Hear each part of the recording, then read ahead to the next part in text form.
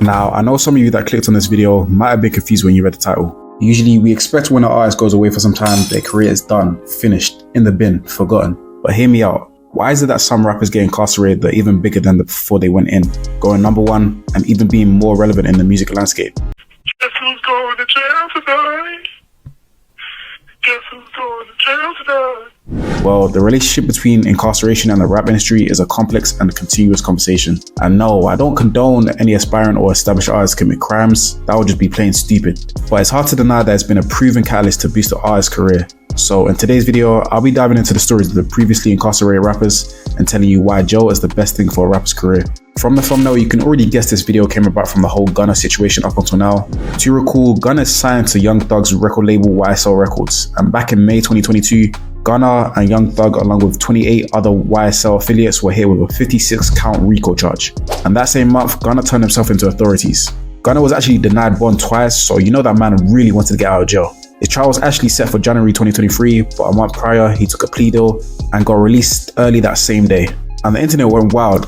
Everyone was calling him a snitch and a rat. Gunna faced backlash for other artists in the game, such as Lil Boosie. I don't want to incriminate myself, what I would do with $1 billion. I don't want to incriminate myself. One more question. What I would do to a rat if they gave me a rat to do business with $1 billion. Big facts. I don't want to incriminate myself. Sorry.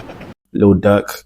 I really hate rats with real passion. Oh my God. I hate you bad. I'm looking to the camera. I hate fucking rat. And even ended up with frequent collaborator Lil Baby on following him on Instagram.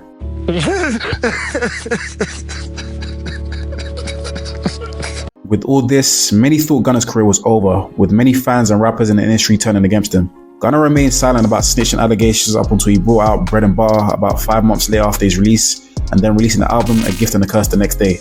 In this album, he speaks on his arrest and allegations that he snitched on the YSL gang, and on the album, his biggest solo to date, Fuck You Mean. And this went crazy viral. The song alone stood on #1 spot on Billboard Hot 100 for a couple of weeks, and eventually going platinum. As many thought his career was done after snitching, it was surprising to see a rapper do even better than he did before jail. With no features and no heavy promotion for the album, Gunna did something the hip-hop community never expected. The truth is, Gunna most likely wouldn't be seeing the success he is now if he didn't go to jail. And I say this because though he was already doing well before the whole situation, the whole snitching allegations and him getting released just resulted in more eyes on him. And not only this, after his release, everybody was waiting to hear what Gunna was going to say or do.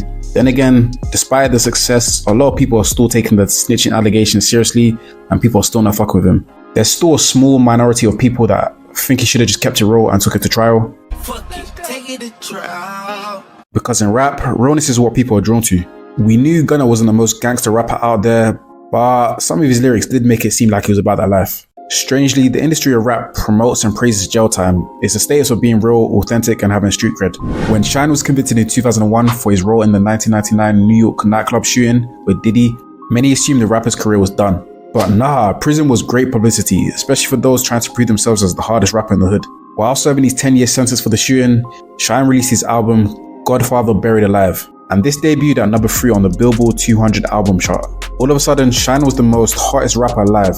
And this is not because The Godfather was a great album, but because of Shyne's imprisonment, it served as every statement he made was an appearance of truthfulness and authenticity. This is what I call the authenticity check. Take a look at 50 Cent, a person who was about to break into the mainstream with his debut album, Get Rich or Die Trying in 2003. There was so much press about him surviving 9 gunshots, more than his ability as a rapper or songwriter. Hey, yo, hey, niggas get shot every day, B. You be aight, nigga. You tough, right? Even before In the Club or Many Men, the word was that 50 was the real thing, a true gangster, and he had the scars and bullet wounds to prove it. Or take a look at Tupac. Tupac was shot and was behind bars. While in prison, the artist dropped Me Against the World, and is considered as a classic hip-hop album and one of his best. This even got him a Grammy nomination for Best Rap Album in 1995. Similarly, Lil Wayne in 2010, Lil Wayne was sentenced to serve 1 year in Rikers Island after being convicted of a weapons charge. He was released in 2010 after only serving 8 months, and while he was in prison, he released his album I Am Not Human. And this debuted at #2 on the US Billboard 200 and will be the first studio album since Tupac's Me Against the World to reach top slot on the Billboard 200 while artist is still in jail. After his release, he will go on to make the Carter 4 and I'm Not a Human Being 2 in the following recent years. Both albums done really well, with The Carter 4 selling 2.3 million copies in the US and reached double platinum status. So with this twisted logic, the only thing better than bullet wounds is someone releasing music from a jail cell. The rap community praises what's real rather than what's fake. Money selling drugs, you's a rat. You told Alpo, you's a rat. Frank Lucas, you's a rat. Frank Matthews is a gangster. Who in hip hop would you consider gangsters? Not too many. But I think 50 was the last one who did it that I believed. I think now the new trap rappers, you know, they've convinced me they can get high. They convinced me maybe that they can sell a little drugs and stuff, but they don't scare me. I think a real gangster rapper has to scare you a little bit. I don't think there's no new people that do it. Fat Joe goes on to tell Vibe magazine, there's so much fakeness in hip hop, so many gimmick rappers and character dudes. With this, we have seen so many rappers glorify being real. With this comes the glorification of street culture and prisons in music videos. And even as far where we've recently seen Kai Cenat host a fake Joe where he makes prison seem like a fun place to be, almost as if it's beneficial to you. But then again, with how many rappers we see get locked up over the years, they make it seem like jail's a cheap vacation. Again, don't believe what anyone tells you, jail is not a fun place to be. On the flip side, jail can be beneficial for rappers' creativity. The limited environment forces artists to delve into their thoughts and emotions. And I think this is the reason why artists come out and release even more great bodies of work than before. Of course, this doesn't apply to all rappers. Some artists have served time behind barbs and came out to be a flop. For those artists who've committed more extreme crimes and serving longer sentences or served longer sentences, it usually means the demise of their careers. The length of time not being able to put out any new music, coupled with their names disappearing from the hip-hop scene, puts these artists in just another tragic hip-hop story category. And for others, we'll just have to wait and see. All in all, it really depends on the artist's likability, marketability, and work ethic. Not all can be lost at the end of the day.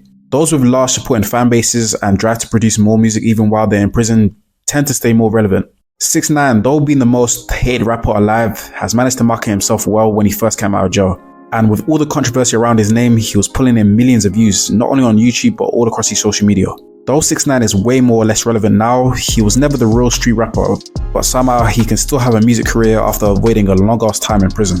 Ultimately, fans and people in the industry need to understand that the fact of being real does not mean doing time without feeling remorse or causing damage and devastation on everyone around you. Realizing that wasting your life behind prison is neither inspiration nor cool. Committing a crime and going to jail doesn't make you any more real, it just makes them plain stupid. You're so dumb. You are really dumb.